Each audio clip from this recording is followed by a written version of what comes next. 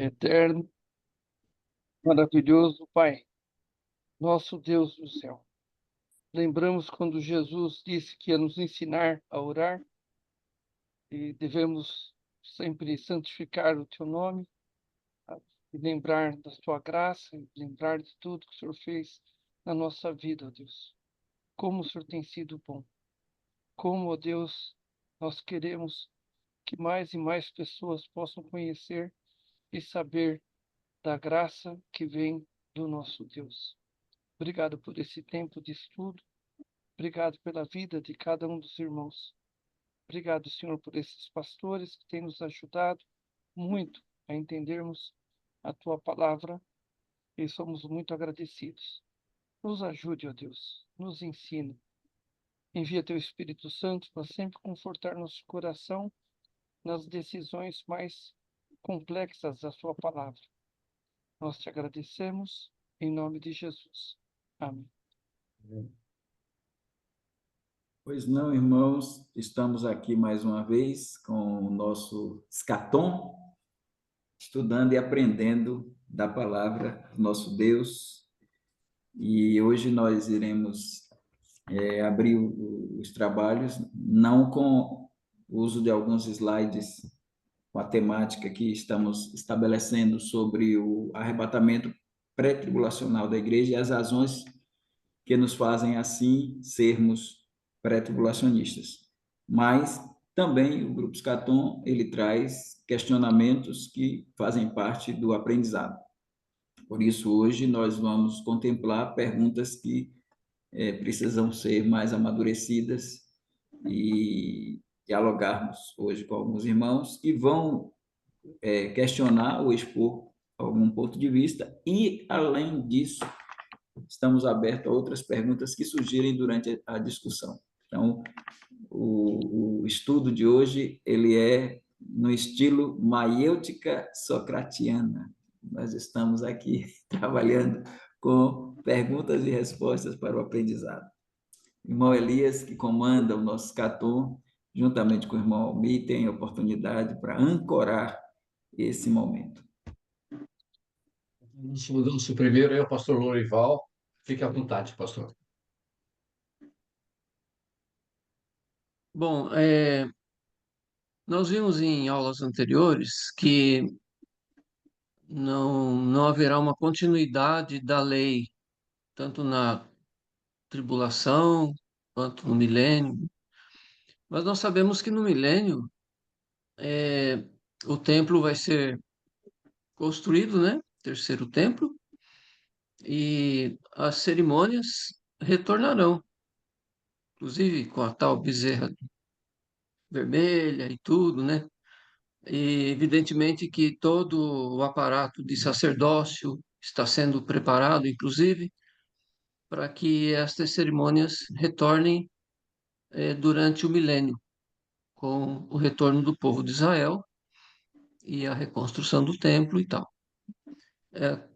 Se não haverá ah, o aspecto da lei, como nós podemos denominar este tipo de cerimônia em torno do templo e do povo de Israel no milênio? Pronto, pastor. Vejam bem, a dispensação do milênio, que é a dispensação do reino, ela é distinta de todas as outras dispensações. Ela é a última e ela é também distinta porque, de acordo com Efésios 1:10, essa dispensação é a dispensação da plenitude dos tempos. E nela, todas as coisas irão convergir para Cristo. Ela é atípica também pelo fato de que todos os personagens das outras dispensações, salvos, farão parte desta dispensação. Em relação ao templo antes da lei, o terceiro templo, ele não vai ser nem construído no milênio, ele já vai ser construído na tribulação, ou seja, ele já está sendo preparado para ser construído na tribulação.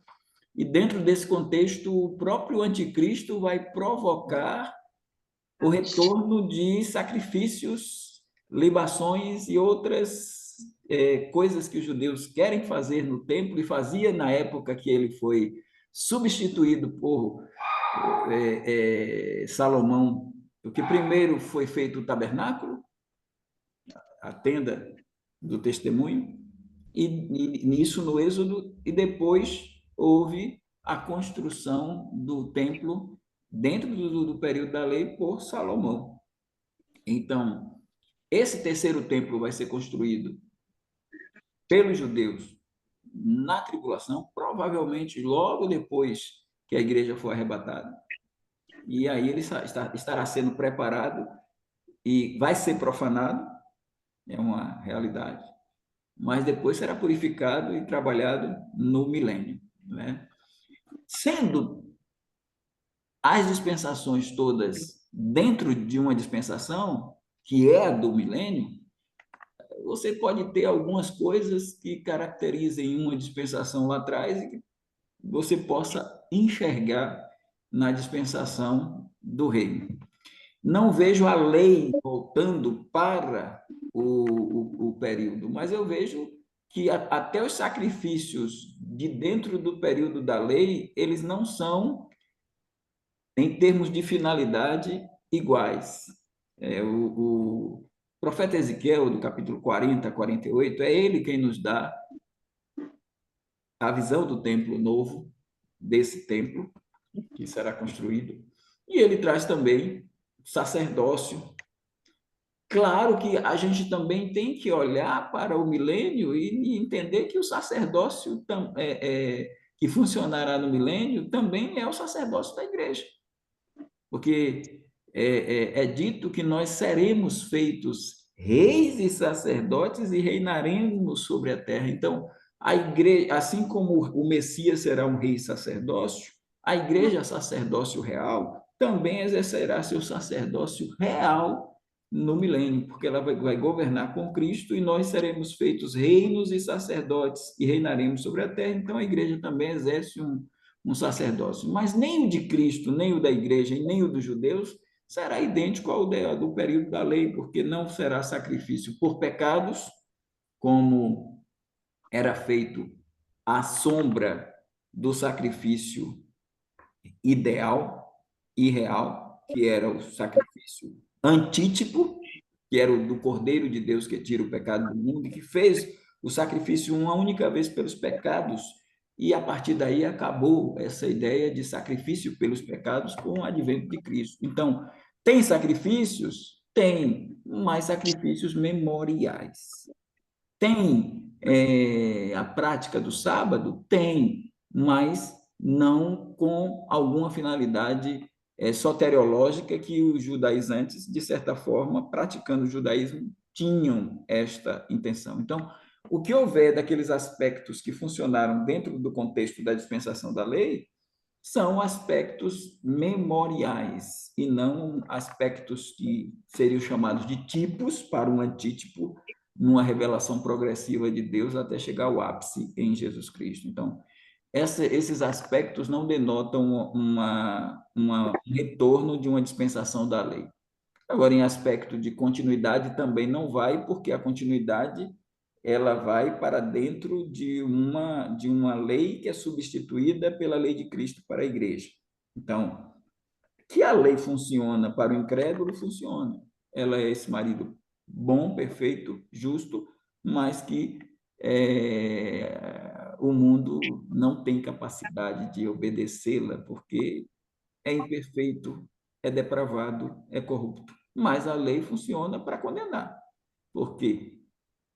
Porque é dito que quem crê no Filho tem a vida, quem não crê no Filho, a ira de Deus sobre ele permanece, e essa ira ela advém também de um processo punitivo da própria lei. Então, a lei, ela funciona, como diz Paulo, a lei terá domínio por todo o tempo em que o homem vive. Ela tem o domínio. Mas nós que somos a esposa,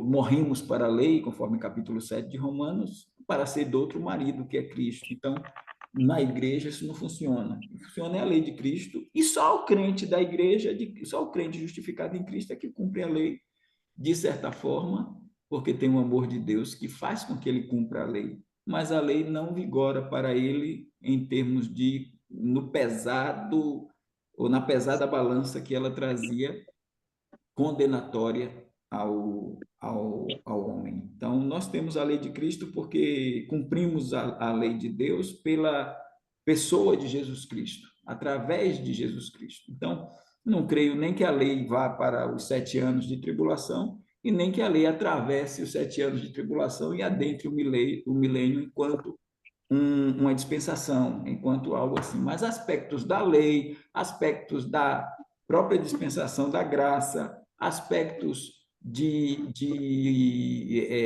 outros períodos, como, por exemplo, o próprio período edênico lá com Adão, você vai ver muita coisa do Éden funcionando também na lei, ou também no milênio. Coisas do Éden, por exemplo, a não ferocidade dos animais é um aspecto, e também o próprio tempo, o tempo de vida longevo, que é algo que a gente tem na dispensação vamos chamar assim, de governo, como chamam os clássicos, de consciência. Quando você tem Matusalém vivendo 960 anos, então você já tem uma longevidade aí demarcada que vai funcionar no milênio. Então, muitos aspectos de outras dispensações caminham ali dentro da lei, como esses que o irmão pastor colocou, do sacrifício e guarda do sábado ou outras questões. Isso não quer dizer nem que a lei foi para lá, nem que a inocência foi para lá, nem que a consciência foi para lá, nem que a graça foi para lá. É uma dispensação diferente, mas que, pelo fato de trazer com ela personagens de outras dispensações, podem trazer também aspectos de outras dispensações. É assim que eu penso. Por Lorival, tem mais uma pergunta? Está satisfeito? Não está? Quer falar mais alguma coisa? Fique à vontade, pastor. Não, só agradecer a resposta do pastor, realmente muito esclarecedora, né? Mais do que responder, ele está esclarecendo também aspectos aí importantes para a gente. Muito obrigado. Prossigamos. É, legal, também achei legal porque eu até marquei aqui, são sacrifícios memoriais, né? Isso é importante, porque aí já fala tudo, né, pastor? Muito bom mesmo. Legal. Eu vi que o pastor Ulisses levantou a mão, então antes de ir para o segundo perguntante, nesse espaço, vamos abrir então o pastor Ulisses, depois o primo, tá bom? Pastor Ulisses, por favor. Tá bom. Então, eu só gostaria de reafirmar, eu lembro muito bem quando eu dei o estudo sobre milênio aqui para nós, eu falei bastante sobre isso, né? No milênio, qual seria o objetivo do sacrifício, né? Por que teria sacrifício ali? E comparei, se vocês lembram, com a celebração da ceia do Senhor hoje. Então, lá no Velho Testamento, quando surgiu a lei, o objetivo do sacrifício era apontar para Cristo. Depois que Cristo veio, morreu, ressuscitou, então agora ele deixou uma nova, né, memorial, que é a celebração da ceia. E no milênio vai voltar o sacrifício, não para dizer, né, que o ser humano precisa de sangue para ser salvo, mas para lembrar que o Cordeiro está ali, o sangue dele foi vertido, visto que no milênio ainda vai ter descrentes, pessoas que nascem e precisam receber Cristo como Salvador. Aí eu vejo também a importância da lei, não como era no Velho Testamento, mas ela ainda tendo, como o pastor colocou, né, o reflexo, vamos dizer assim, da lei, para que, se a pessoa vai realmente crer naquele Deus, em Cristo Jesus, que está reinando ali com cetro de ferro, então ela precisa obedecer e estar debaixo de um padrão. E o padrão é a lei de Deus, né? Essa lei moral que ainda vigora nos dias de hoje, né? a lei cerimonial não vigora mais, mas a lei moral de Deus vigora. Então, eu fico também feliz em ouvir essa dissertação do pastor Ervaldo, que corrobora com tudo aquilo que nós já vimos lá atrás, quando eu estava dando essa aula. Obrigado, pastor. Muito bom, muito bom. Muito bem lembrado, pastor Ulisses, porque aí a gente falando da ceia, imediatamente a gente já guarda bem, né? Então eu tenho agora o primo e depois o pastor Danilo. Eu abaixei a minha mão porque, durante a fala do pastor Ulisses, o que eu ia comentar já foi dito, então eu abaixei a minha mão. Ok. Pastor Danilo. Ô pastor, com relação ao templo do milênio, existe a possibilidade de esse templo do milênio ser um outro diferente da tribulação? E por que eu faço essa pergunta? Porque Ezequiel 40, versículo 1, diz que Ezequiel foi levado acima de um alto monte, né? E baseado nisso, inclusive, alguns acreditam que o milênio terá uma nova topografia da terra, o que vai fazer com que Jerusalém, mais especificamente a região do templo, esteja num lugar muito elevado. E se tratando do mesmo templo da tribulação, então a gente poderia pensar na possibilidade de que quando os judeus reformarem ou reconstruírem o templo, seria baseado nas mesmas especificações que Ezequiel traz para nós em Ezequiel de 40 a 42?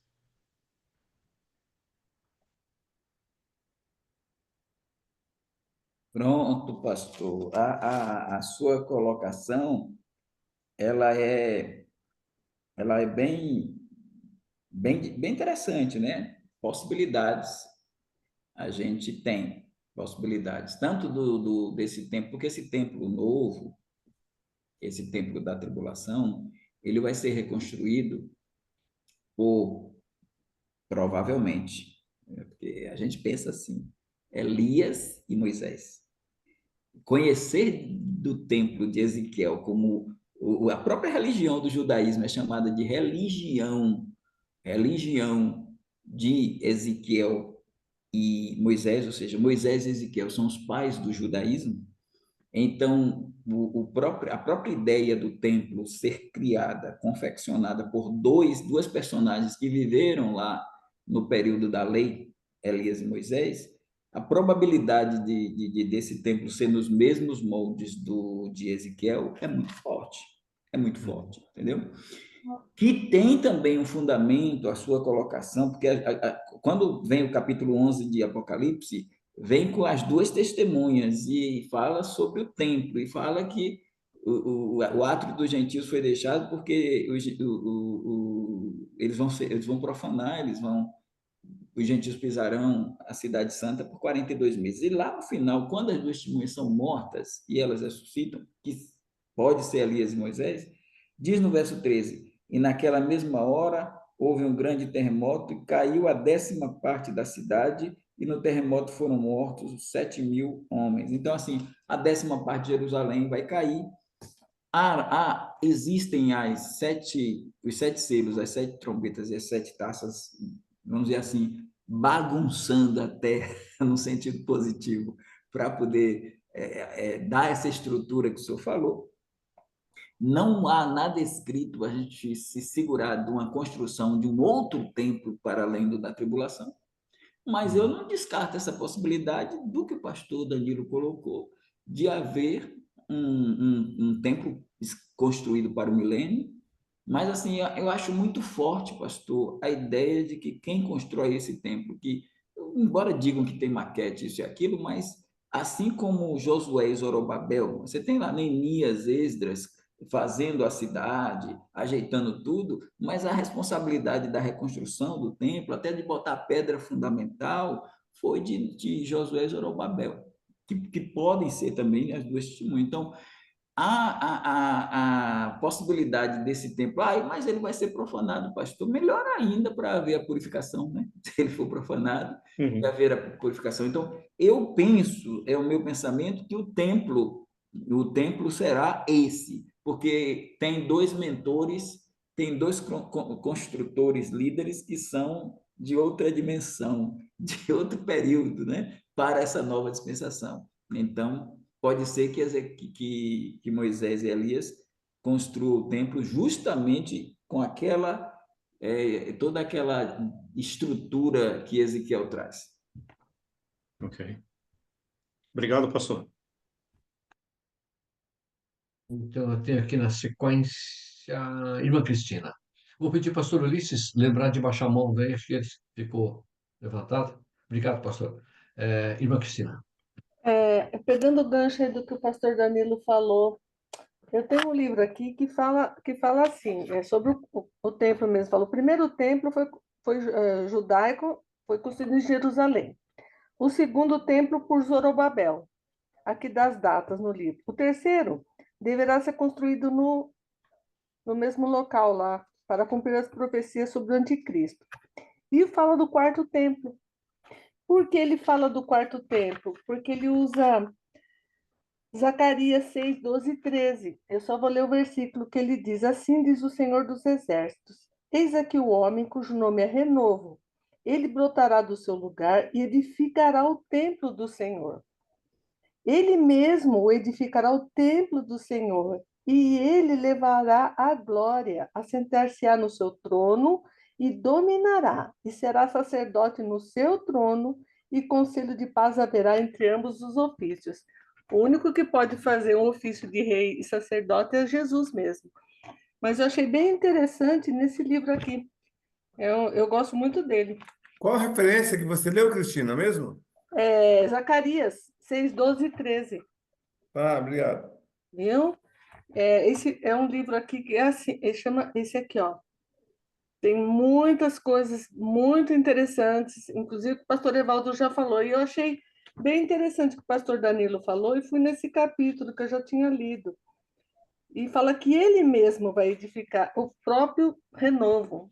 Agora, deixa a bola aí. Chutei a bola no meio do campo aí, eu não sei se eu pus no escanteio, se eu fiz pênalti, eu não sei o que eu fiz, mas alguma coisa eu fiz aí.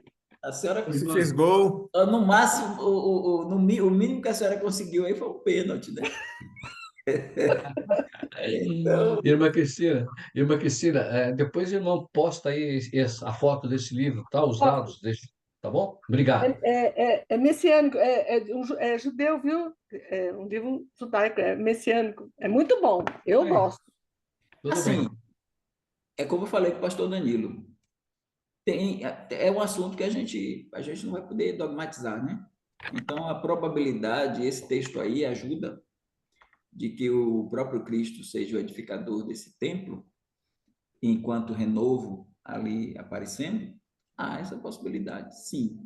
Há essa possibilidade, sim. Se o renovo ou um direcionamento ao Josué, que ele trabalha ali, no sentido de que porque ele é sacerdote também, né? E que ele, junto com ele conjunto com o Zorobabel, construir o templo, não foi só Zorobabel, né? É a dupla. Então, se o direcionamento for nesse campo, nessa direção, é o terceiro templo. Mas se irmos mais avante e o renovo que a gente encontra em vários textos aplicando o título ao Messias, a Jesus, a possibilidade dele fazer essa construção e desse próprio terremoto que aconteceu ali no capítulo 11, porque as testemunhas terminaram assim, elas terminaram o testemunho delas, foram mortas e o templo foi profanado, né? E aí, agora, acontecendo o terremoto, a gente só tem a dificuldade de que esse terremoto não atingiria o templo, porque mais tarde é o falso profeta que vai colocar a imagem do anticristo no templo. E como Paulo disse, ele se assentará no templo de Deus, querendo parecer Deus. Então, possibilidade de uma edificação que purifique o próprio templo, possibilidades. Possibilidade de uma edificação que construa um novo templo, possibilidades. Então, é um assunto aberto. A gente não vai dizer que não, nem que sim, em termos de ser esse terceiro templo, o templo de Deus ou não. Mas foram dois dados muito importantes para a nossa reflexão do pastor Danilo, em tabela aí com a irmã Cristina, a senhora cavou o pênalti, irmão pastor Danilo fez o gol. Ou vice-versa. E quem quiser ver o VAR, é só assistir o vídeo depois, né, pastor? Ô, irmã Cristina, tira foto aí Eu vou tirar. é, Olha, é muito tira bom. É muito não bom só da capa, mas também esse texto. do texto aí que trata. Muita coisa que o pastor Evaldo fala e sobre a igreja, sobre é bem, bate bem mesmo. Muito bom. Vou tirar assim, pode deixar. Obrigado, viu, pastor? Obrigado. O pastor Evaldo ensinou esse autor aí, viu? Eu acho que ele ensinou para ele aí, então tá. Acho que ele é discípulo, foi um discípulo É, do pastor. fala, primo. Primo. É incrível, realmente, o entendimento dos irmãos sobre o assunto e as colocações que foram feitas aí, excepcionais. Mas eu gostaria de ouvir do pastor Danilo sobre, já que ele iniciou, né, a colocação, com esse texto que a irmã Cristina colocou, ouvir do irmão a sua posição sobre essa construção do quarto templo, né? Porque o irmão fez a pergunta, mas não deu também o seu parecer assim um pouco mais direto sobre esse entendimento. Gostaria de ouvir o pastor Danilo sobre isso. Se é que pode falar também agora nesse momento ou pretende estudar um pouco mais. Não, eu vou seguir a linha do pastor Evaldo, irmão, porque esse tema, para mim, ele está em volta a muitas probabilidades, né? Porque aquilo que o pastor Evaldo apresentou é uma ideia sensata. Se formos considerar que os judeus já têm a planta pronta, não seria tão difícil acreditar que eles usariam as bases que eles têm nas próprias Sagradas Escrituras para estabelecer o novo templo. Se formos considerar a questão da abominação desoladora, o próprio texto de Ezequiel, no capítulo 43, vai dizer que Cristo ele vai consagrar esse templo, ou reconsagrá-lo, né? Então, se a gente for seguir essa linha, eu penso que dá para pensar dessa maneira também.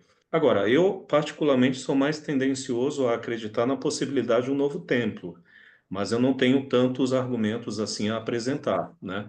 Talvez esse texto que a irmã Cristina apresentou me leve ainda mais a acreditar nessa possibilidade. E não sei, aí eu lanço até uma outra pergunta ao pastor Evaldo, se os irmãos me permitirem.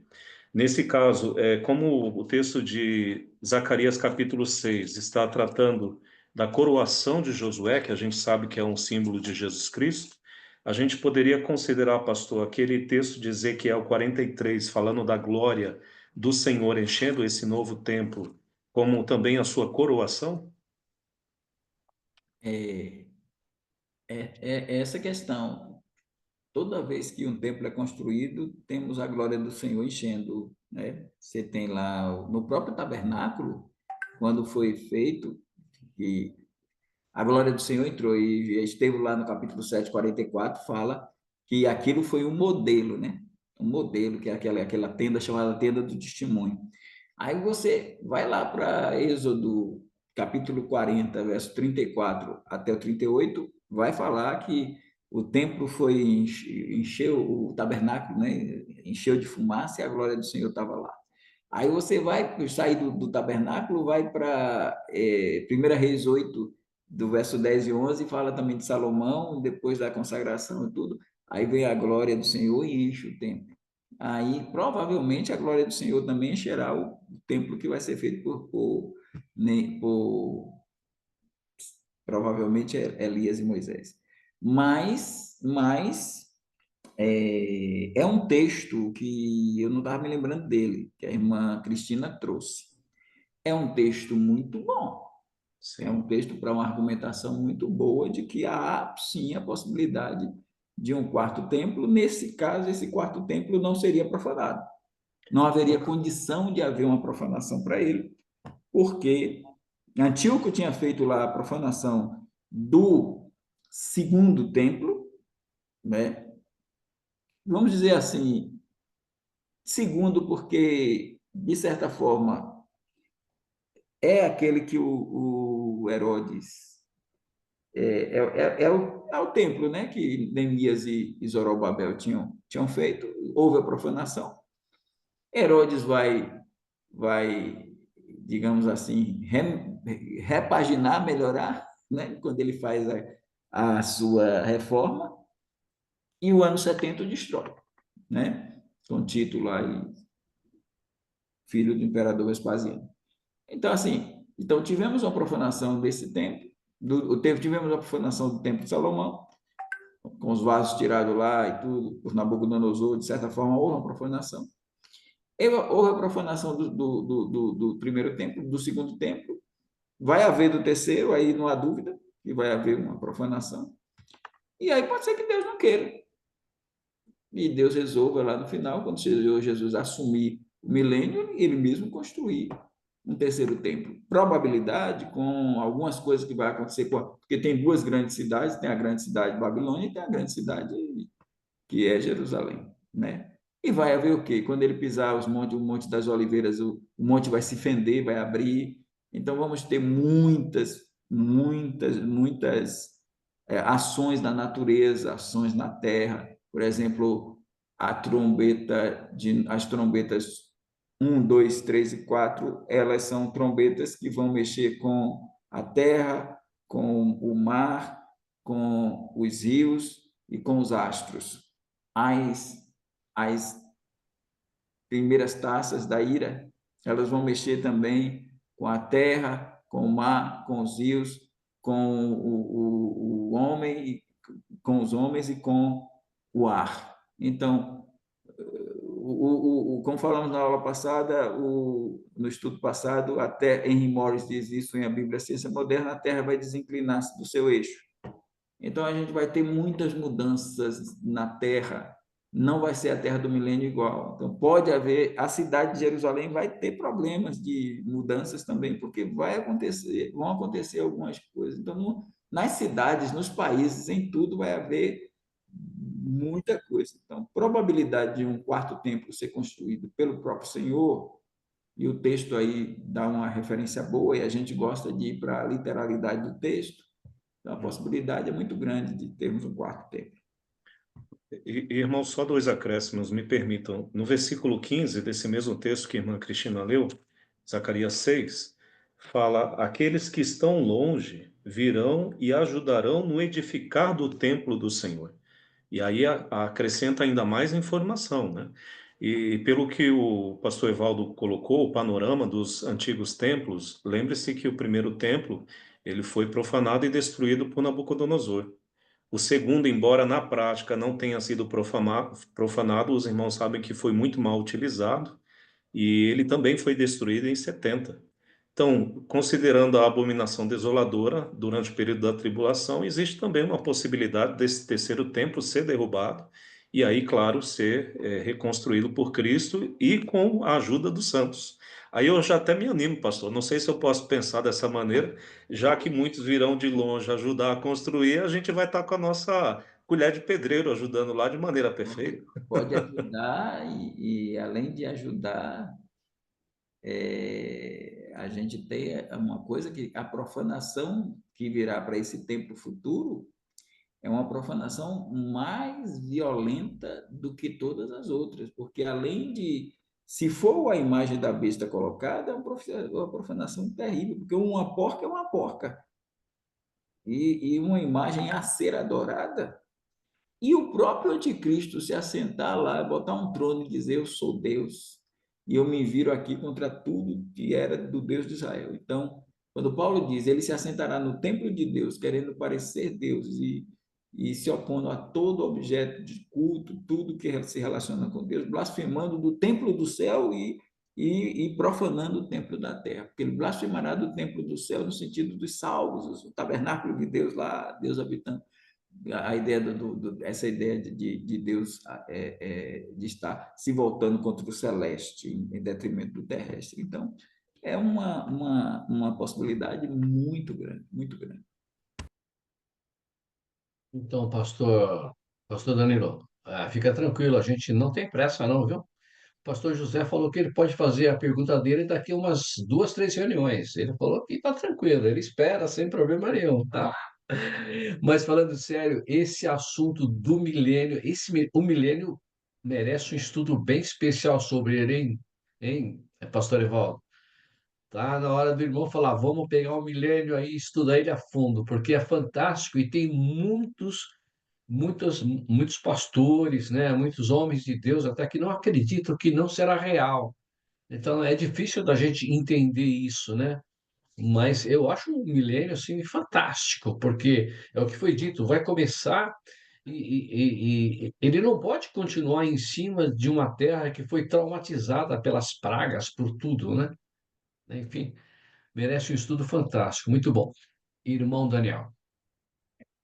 Pastor Evaldo, nesse caso que nós estamos vendo aqui, essa destruição e a desolação, Antíoco Epifânio, e também quando eles colocam a estátua de Zeus lá dentro no templo, tudo podemos chamar isso aí de um tipo ou um formato que o anticristo vai usar para a desolação final? Você poderia repetir mais uma vez a pergunta? É, aquele período que Antíoco Epifânio ele trouxe lá o porco para ser oferecido no templo. Logo em seguida, os gregos, o helenismo, né, trouxe a estátua de Zeus para colocar lá dentro. Se isso seria, nós podemos enxergar como um tipo de como vai ser feito essa abominação final. Eu falei Então, desolação, mas seria abominação, né? sim, sim. O Satanás ele gosta de imitar, né? Isso. De fazer imitações. Então, o que ele fez, ele também ele é muito. Ele não é criativo, não, ele é repetitivo, né? Essa é a questão. Então, de certa forma, é uma réplica, vamos dizer assim, do que ocorreu. Então, a gente nota, até o pastor Danilo falando, quando a gente vai pensar nessa questão lá do que ocorre, do renovo e tal, assim, a gente vê, quando lê Salmos, a gente chega a ler nos Salmos, ó, assolaram o teu santuário, destruíram, a gente lê aquele Salmo lá, que a gente vê falando de todas as assolações que começaram a fazer com o santuário, e ele dizendo, ele mostrando essa ação dentro de um contexto profético que vai se cumprir. Daí o pessoal da aliança, os aliancistas, acharam, não, isso já se cumpriu, porque eles não conseguem, pastor Danilo, irmão Daniel, ver que Deus também traz à tona coisas recapituladas. Então você vai pegar, Deus vai trabalhar com o salmista faz aquele clamor, aquela lamúria da destruição do templo como algo profético que se cumpriu, mas que pode novamente se cumprir. Então, aconteceu lá no primeiro templo, aconteceu no segundo templo, acontecerá no terceiro templo. E aí, ou há uma reconstrução desse templo terceiro, nos moldes que foram colocados aí, que são bem pertinentes, pelo pastor Danilo, ainda com esse outro texto, versículo citado, finalizando lá Zacarias, ou Deus vai fazer algo diferente com esse templo terceiro para trazer uma nova página de um templo purificado. Mas que a possibilidade de esse templo ser um quarto é muito grande, é muito grande. E o que o senhor traz de idolatria e de profanação, esse conjunto de profanação e idolatria, com um porco e com uma estátua de um Zeus, que, quando você olha a mitologia grega, algumas pessoas dizem, não, não é possível, a Bíblia copiou isso aqui. E não foi a Bíblia que copiou isso aqui. Foi isso aqui que foi copiado da Bíblia. Então, quando você tem o próprio Zeus, se você tirar o Z e botar o D, é Deus. E você tem Zeus baixando da terra, do céu para a terra, do Olimpo, da casa dele lá do Olimpo para a terra. e vai ter relações sexuais com Alquimena. E Alquimena vai gerar um filho que é Deus e homem, que é o Hércules, e vai. Então, você consegue visualizar algo que os mormons vão pegar isso na pé da letra e vai dizer: Deus, o Pai se relacionou com Maria. E a gente vai olhar e vai ver que eles estão pegando coisas e construindo coisas, e quando você pegar um livro sobre a mitologia e ler várias lendas, né? Vários mitos daqueles, muita coisa parece com o que está nas escrituras. Daí os liberais também, os neo-ortodoxos, trabalharam em cima, foi o que Rodolfo Bultmann trabalhou da demitologização, para poder reinterpretar os mitos da Bíblia, como se a Bíblia tivesse mitos, porque eles não conseguem visualizar a verdade, a certeza, a realidade, e eles vão tentando desconstruir a Bíblia em cima de coisas que a Bíblia atesta. E eles pegaram a verdade da Bíblia e converteram em mitos, mas não que a Bíblia tenha copiado mitos. E aí você pegar a epopeia do Gilgamesh, você vai ter as questões do dilúvio, vocês vão ter as questões de Eva, né, da criação, aí alguém vai pegar o mito de Pandora, e aí vai a Lilith, essas coisas todas que eles vão pegando para tentar atacar a Bíblia, porque o diabo ele é muito esperto.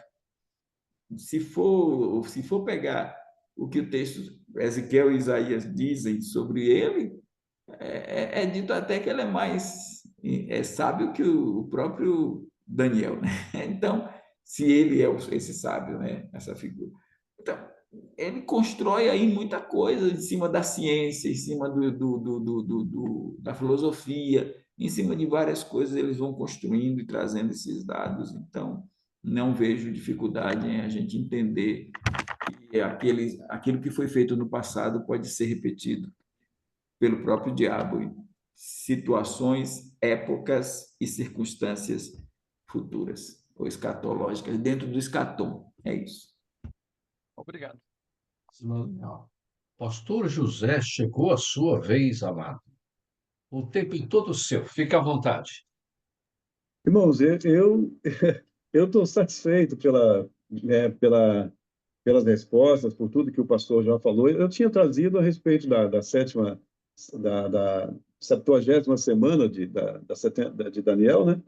E perguntando se não seria a questão da lei, porque naquele período o Senhor estará tratando, como diz até mesmo é dito a respeito de Joel, né? Que aquele seria um tempo no qual Joel, capítulo 2, versos 30 e 32, Deus estaria tratando com o povo judeu. Então, eu tinha perguntado para o pastor Evaldo sobre se não seria ali a conclusão do tempo da lei, a última semana da 70ª semana da tribulação, mas ele colocou, né, eu ouvi e acatei ali, e entendi, viu, pastor? Agradeço, só tenho que agradecer. Agora, só me ocorreu aqui, eu lembrei de um texto em Zacarias, sobre aquilo que o pastor falou ali, pastor Edson, né? Pastor Edson? Ele falou por último agora, me perdoe. Danilo. Pastor Danilo, perdão, pastor Danilo. Pastor Danilo, eu me lembrei aqui, pastor Evaldo, de Zacarias, no capítulo 14, que não fala no versículo 10 que toda a terra em redor se tornará uma planície, e que fala que Jerusalém será exaltada. Então, referindo-se assim, àquela questão, àquela ideia de assim, porque quando Jesus vier e colocar os seus pés ali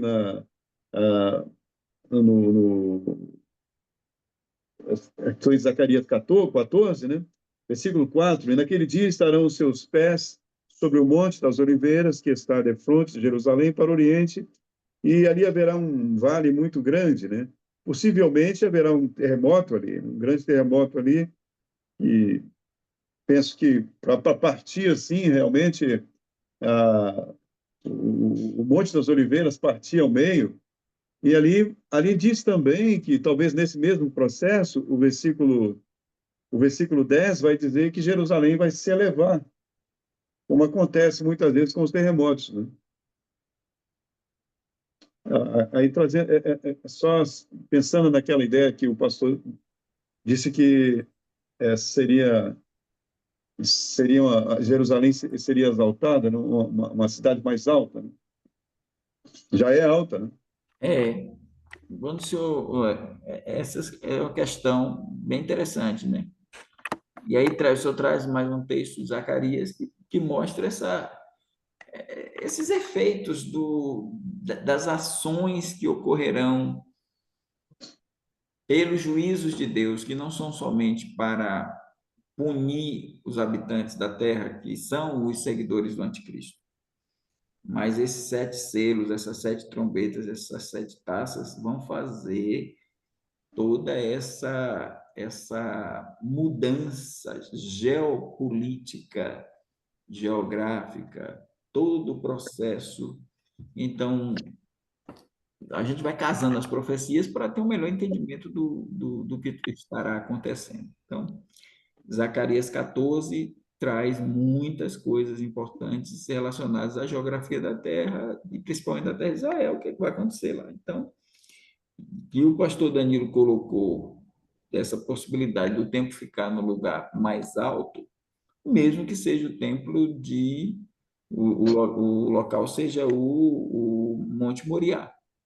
Não há, há essa possibilidade de que isso se destaque mais ainda. Já era um monte, a própria Jerusalém está edificada sobre os montes, então, como é bem um paralelo bem interessante, né? Porque até o irmão Márcio confundiu aí a cidade, porque era chamada de grande cidade, né? Grande cidade, porque são 2 grandes cidades.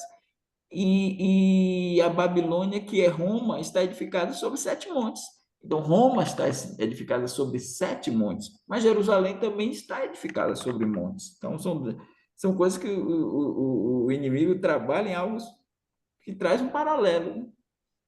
Sinal na testa e na mão direita, sinal na testa. É o sinal que Deus já tinha colocado para os seus 144 mil e outros, sinal na testa. Ele vem também com sinal na testa, né? Então, assim, é Cristo, ele vem como anticristo.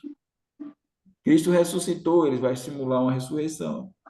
Então, assim, muitas coisas vão se parecer, vão se parecer.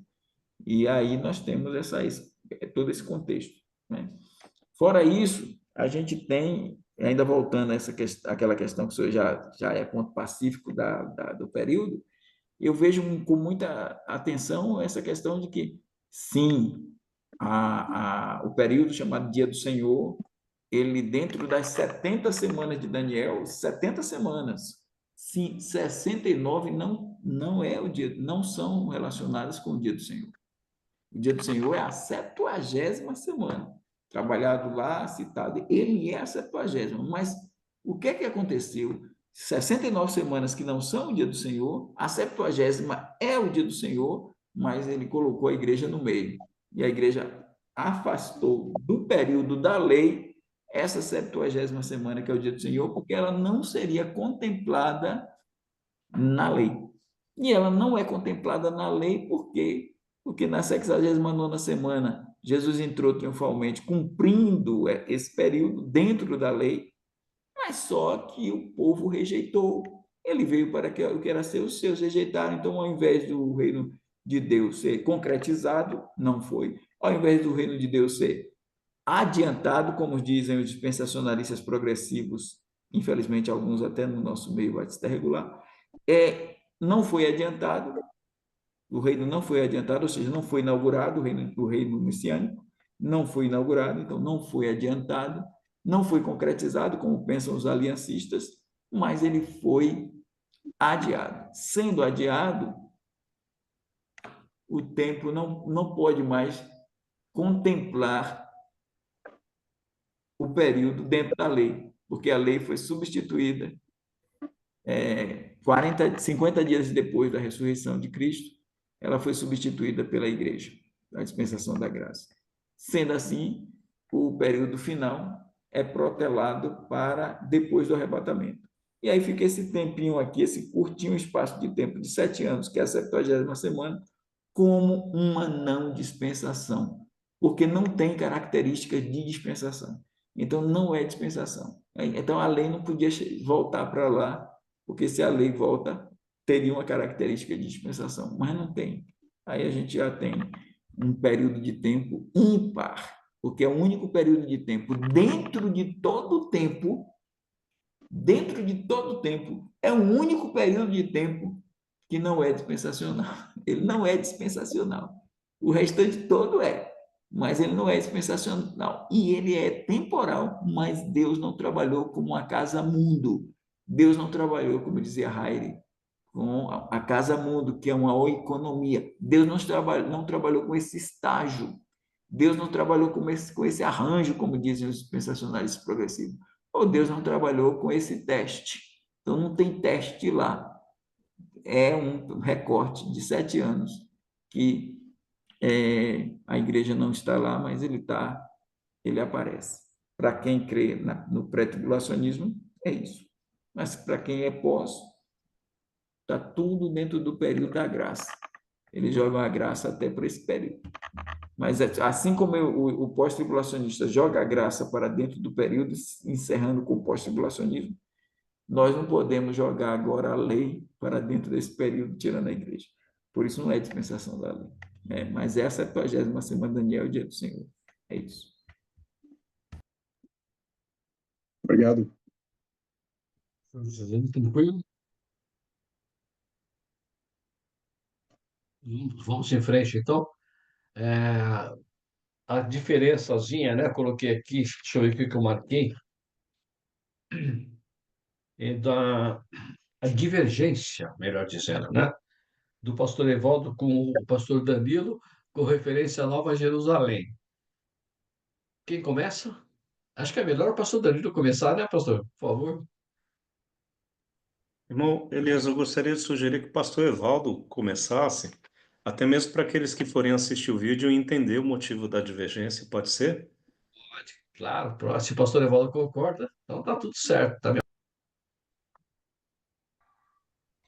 Pronto. Não sei se eu vou, como é que eu vou fazer aqui para trabalhar com essa concatenação. Vamos tentar ver aqui como é que a gente vai andando e caminhando, né? Uma divergência tranquila. Nós defendemos que eu vou entrar, não sei, irmão, pastor Dani, se não der tempo, vamos ver como é que a gente vai caminhar aqui. Eu não sei se eu vou complicar e trazer mais problemas, mas qualquer coisa a gente vai adiante, olha, irmãos. Primeira coisa, a Nova Jerusalém não existia quando Jesus estava aqui na Terra. Isso é um ponto, acho que pacífico a todos, mas existia o céu. O céu como lugar existia. Então, a Nova Jerusalém, ela não é o céu. Ela é uma cidade construída no céu, mas ela não é o céu. Então, mas o céu não era habitado por homens. O homem não morava no céu.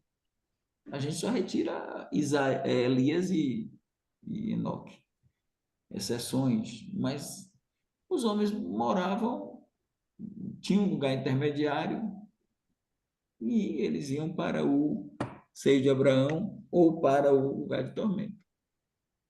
Até que Deus resolveu transferir o lugar chamado seio de Abraão, depois que ele realiza o rasgar do véu. E aí ele transfere o seio de Abraão para o terceiro céu. Para o terceiro céu. Então, quando os espíritos dos crentes do Antigo Testamento subiram com Cristo, e a gente defende essa tese de que Jesus, na ascensão, ele não subiu sozinho ao céu. Ele subiu levando consigo os crentes do Antigo Testamento. Eles foram para lá, estão lá no terceiro céu. Quando eles chegaram lá com Cristo, pela lógica de João 14, de 1 a 4, a Nova Jerusalém não estava pronta. porque ele diz, eu vou preparar-vos lugar. Então, a Nova Jerusalém não estava pronta. E aí ele foi.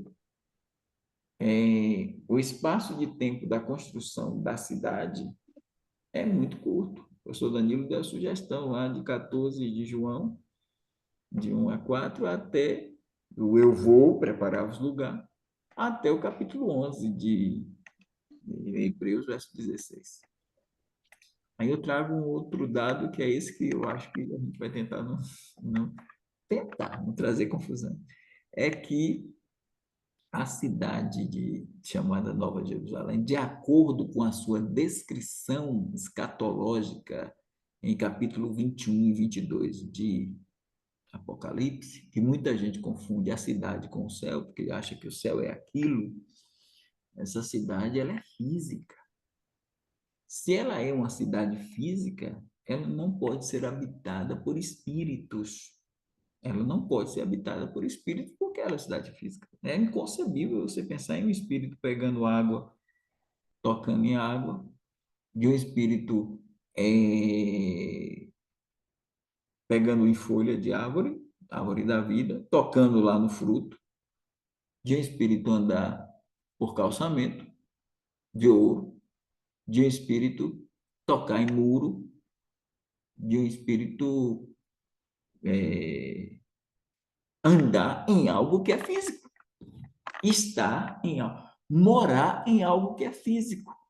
Então, essa questão física do lugar, eu acho que ela é mais para um período futuro. Então, por isso eu não creio na inauguração da cidade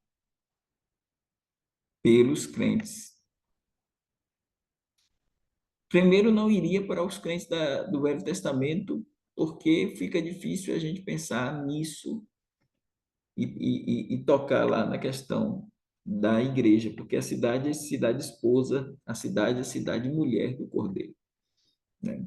Existe uma tese, que eu não sei se os irmãos corroboram, mas é uma tese que veio de fora e que já é sustentada por pastores, que a gente tem amigos assim, né? Certo. Aí, certo, irmão Hélio? A gente tem amigos assim, que passaram a acreditar que o crente, ele não tem condições de viver. O crente não, o homem não tem condições de viver. Aí vai entrar polêmica, viu, irmão Hélio? Mas me perdoe. O homem não tem condições de viver sem um corpo. Entende? Então, a ideia é, aquela história do rico e Lázaro, seja ele no céu, seja ele no inferno, seja ele no seja Abraão, seja ele no lugar de tormento, o rico, quando morreu, ergueu os olhos, viu ao longe Lázaro no seu seio, pediu para tocar a ponta do dedo na água e lhe refrescar a língua. Então, língua, olho, dedo.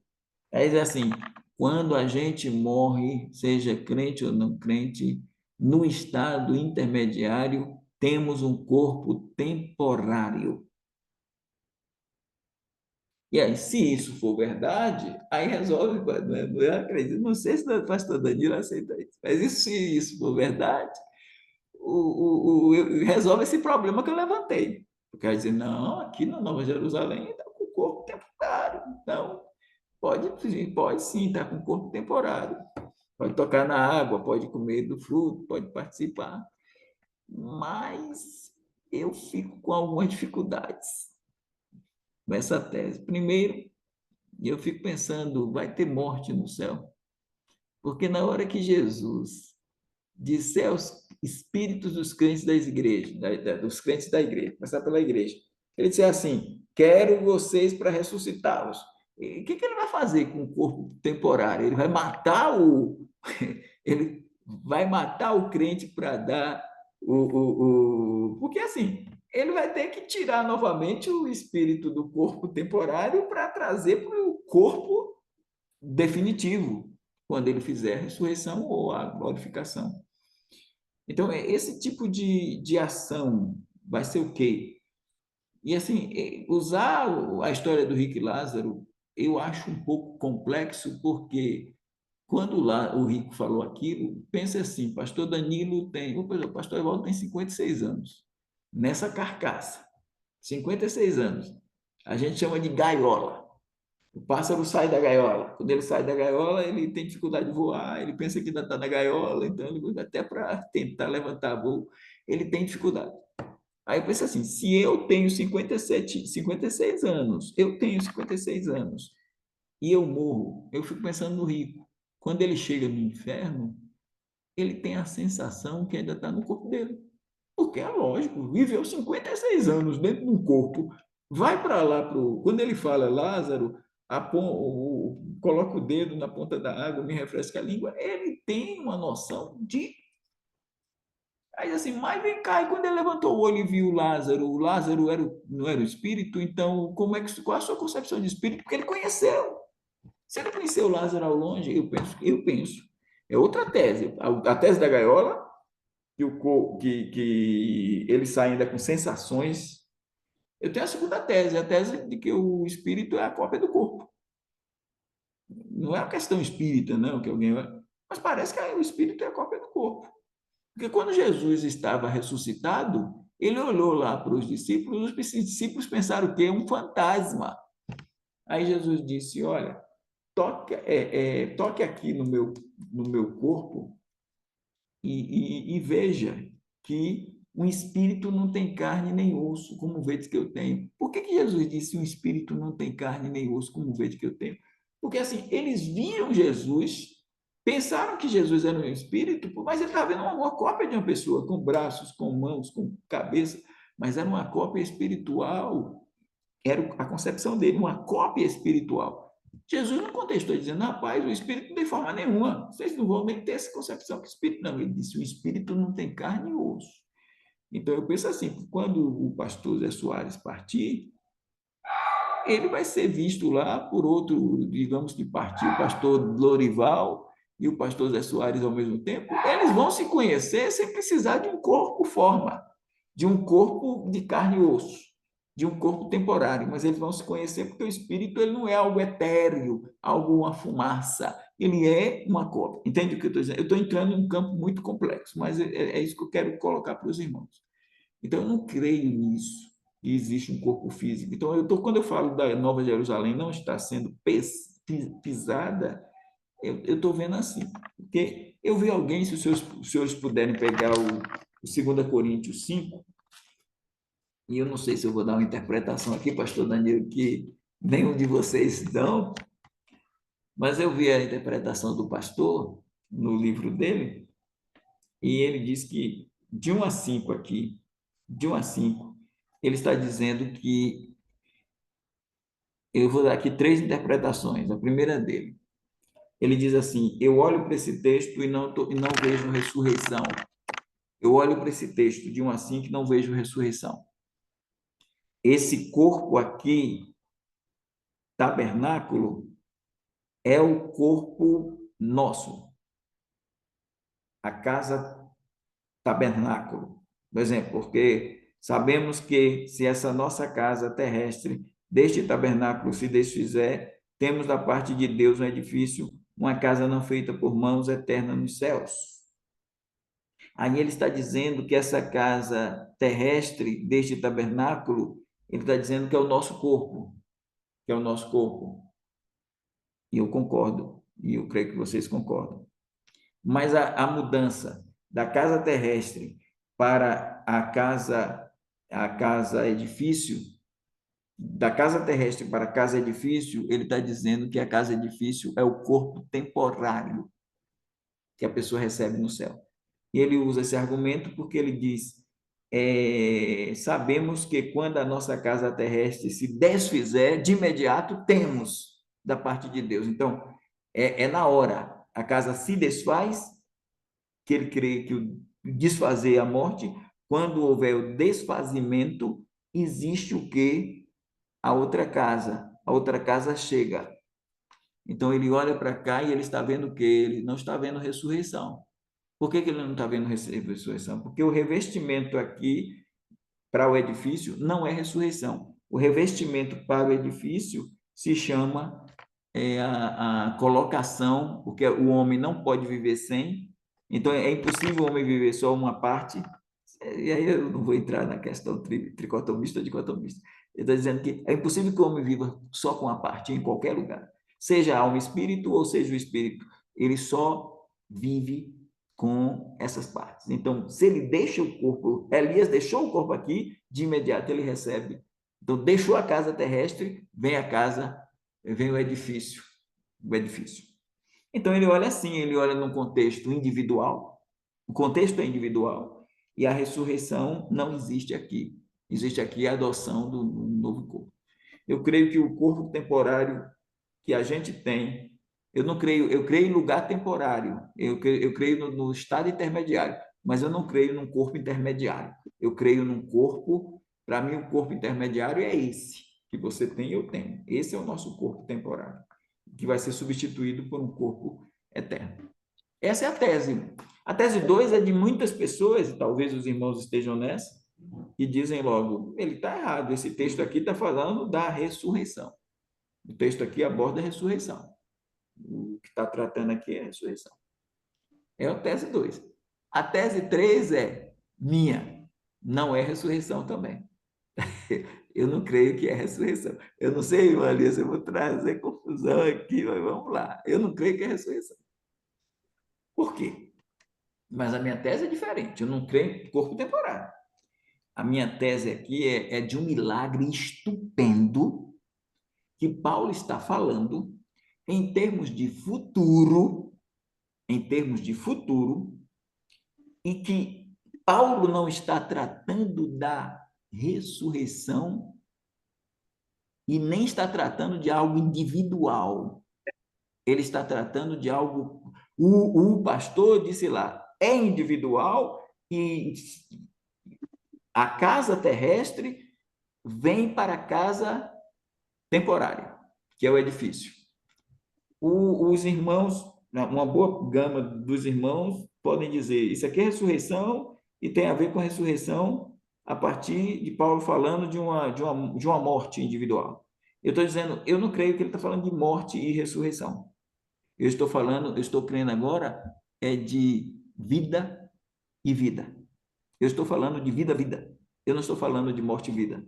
Eu estou falando de vida, vida, e não de morte, vida. Porque eu estou contemplando aqui, agora que vai a minha tese, o que eu vejo aqui é a transformação dos vivos no arrebatamento da igreja. Eu estou enxergando aqui um revestimento diferente. E eu vou explicar. Não na mesma carta, mas em outra carta, de mesma linha, 1 Coríntios 15, queria que vocês dessem uma olhada. Paulo vai dizer aqui no verso de número 51 e 52, 51 a 54. Eis aqui vos digo um mistério. Na verdade, nem todos dormiremos, mas todos seremos transformados. Aí está falando, claro, de dois tipos de ações.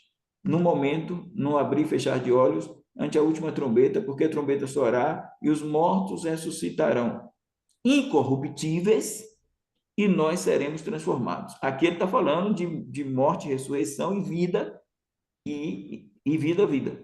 Aqui ele está falando de morte, vida e vida, vida.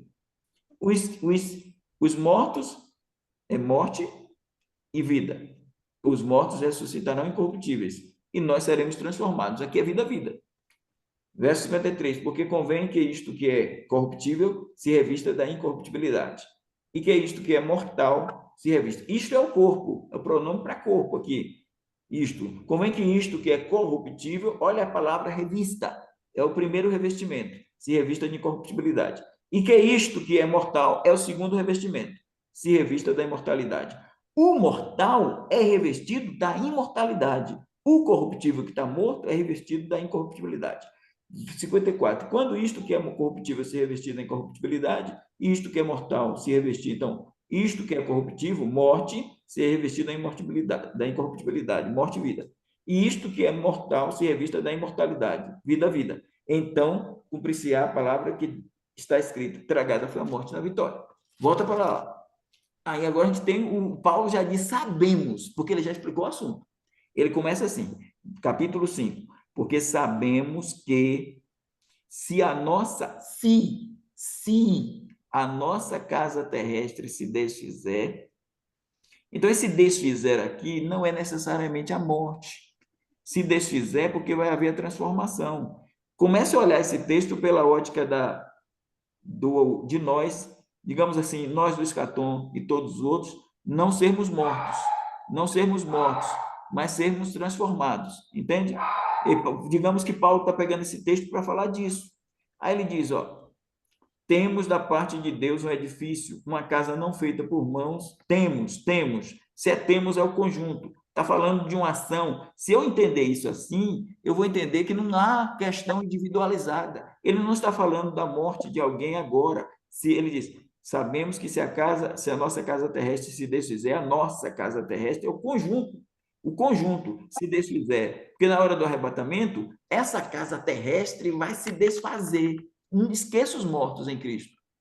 Vamos pensar na casa terrestre viva. Ela vai se desfazer. E quando ela se desfizer, é um desfazer que não vem com morte. É uma transformação. Desfaz o atômico para vir o inatômico, que é a casa edifício. Aí ele diz, temos da parte de Deus um edifício, uma casa não feita por mãos, e aqui já quebra a ideia lá do outro, porque essa casa é eterna.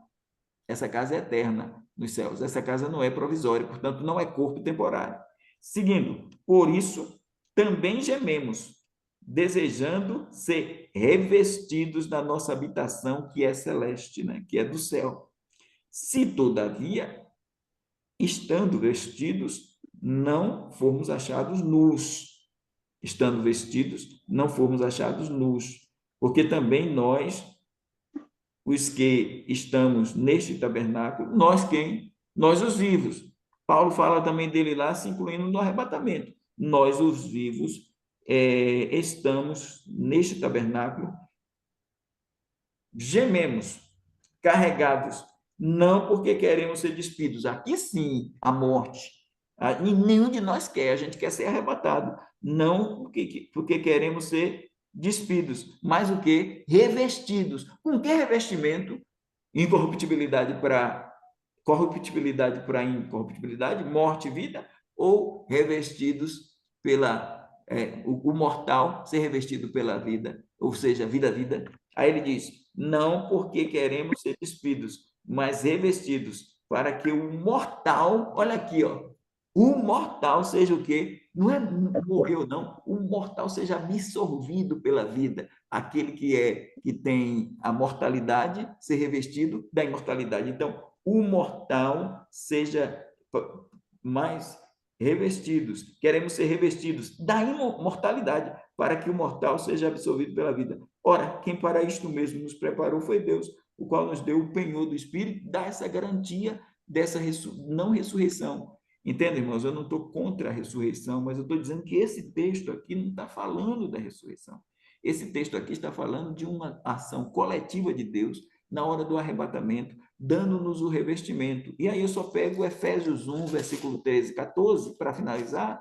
Efésios 1, verso 13 e 14, quando ele está falando com os Efésios, aí ele diz assim, em quem também vós estáis. Ele está falando dos apóstolos, nós, os que primeiros esperamos em Cristo, ele e os judeus, vamos colocar aqui, né? No versículo 12, com o fim de sermos para o louvor de sua glória, nós, os que primeiro esperamos em Cristo, em quem nós, os judeus, e ele e o apóstolo, os outros, em quem também vós estáis, os gentios, depois que ouvistes a palavra da verdade, o evangelho da vossa salvação, e tendo nele também crido, fostes selados com o Espírito Santo da promessa.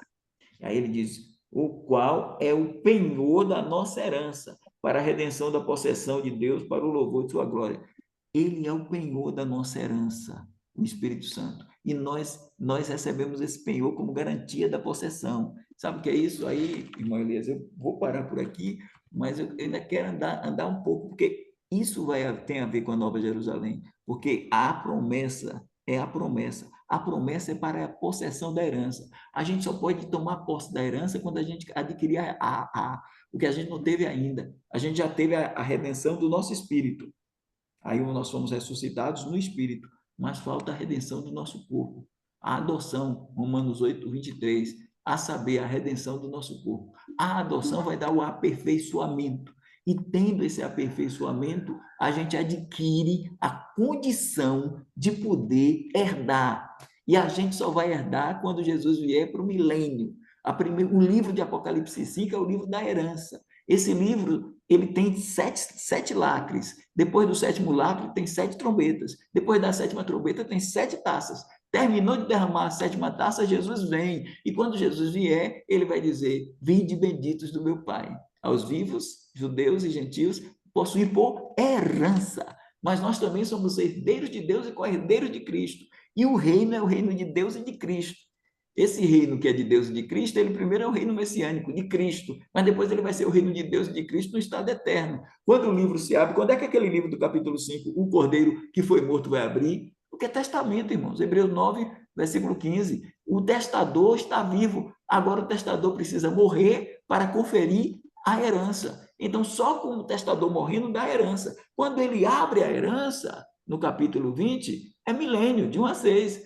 Depois, a primeira herança é o milênio. A segunda herança é o estado eterno. Na primeira herança tem a velha Jerusalém. Na segunda herança tem a nova Jerusalém. E aí ela vem. E aí a gente vai entrar de posse com o corpo aperfeiçoado. Claro, o pastor Danilo colocou espírito dos justos aperfeiçoados, crentes do Velho Testamento, mas é um espírito, tem dois aperfeiçoamentos. O aperfeiçoado, ele já está porque tem a redenção e regeneração. É a regeneração porque já ressuscitaste com Cristo, buscar as coisas de cima. Então, tem uma regeneração, redenção, mas tem uma segunda regeneração, que é a regeneração chamada de adoção do nosso corpo. Aí a gente vai ter um novo corpo, aí a gente vai conseguir, e aí eu creio, a igreja agora que está completa, inaugura lá a herança, porque ela foi revestida, o corpo, esse tabernáculo, casebre, é revestido do edifício para os mortos em Cristo, capítulo 15, incorruptibilidade, para os vivos, imortalidade. E aí a gente vai poder entrar na herança. Uma coisa que, pastor Danilo, eu olhei e digo, não consigo conceber. A gente está falando de templo, de construção de Jerusalém. Não consigo conceber. Lá diz que chegamos ao Monte Sião, a Jerusalém celestial. Chegamos, mas não traz a ideia de que estão chegando, não. Chegamos no sentido, a ideia, ela tem uma concretização para as lentes de Deus efetuada, para as lentes nossas não efetuada. Porque não existe, eu não consigo conceber Monte Sião no céu. Não tem Monte Sião no céu, mas tem Monte Sião na terra.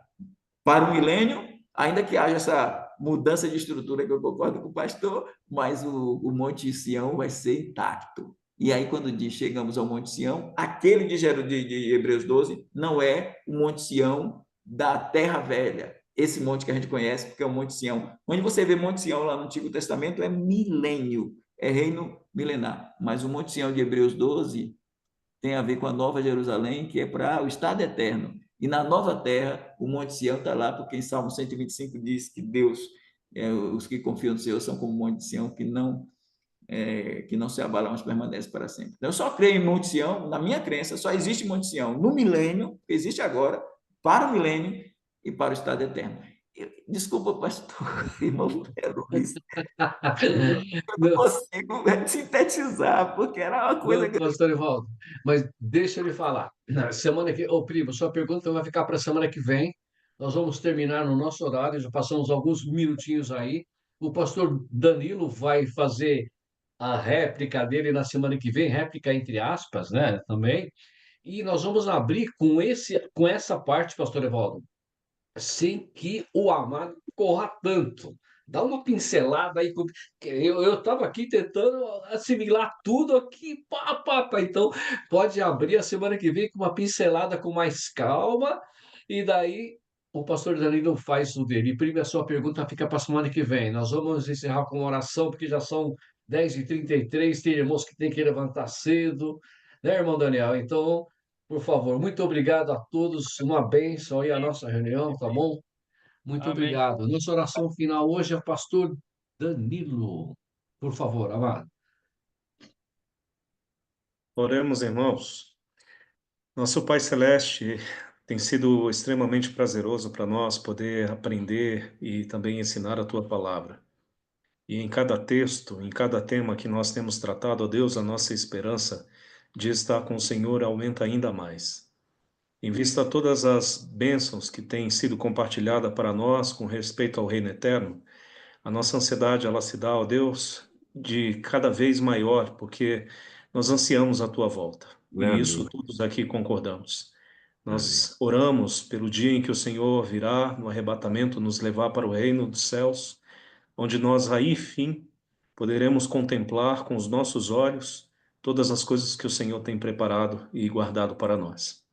Esperamos, ó Deus, que o Senhor continue abençoando ao teu servo, pastor Evaldo, e que através do conhecimento e sabedoria que o Senhor tem lhe dado, ele possa continuar abençoando a vida de muitos outros, como tem feito.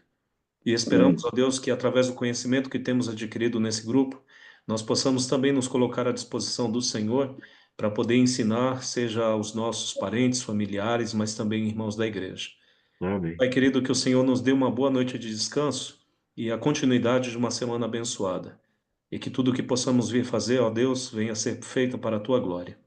Essa é a Amém. oração que faço, Pai, no nome santo e precioso de Jesus. Amém. Amém. Amém. Amém. Obrigado, irmãos.